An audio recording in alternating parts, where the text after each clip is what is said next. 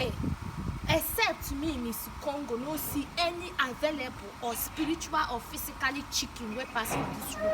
If I no catch am, I no wetin cause am. I no go buy avuko okuko, avuke for that matter.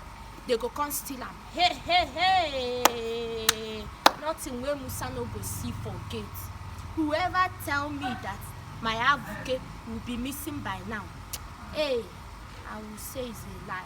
Hey, that is how this avuke go take disappear. December never reach oh. We never even cross 25th. Avuke don dey miss. If avuke starts now dey miss, wetin agric go come do? Na be say agric all of them go come die be that. Hey! Oh no. I no fit, me Miss Congo. I no fit bear it. Someone or somebody chicken must be missed today by fire by force.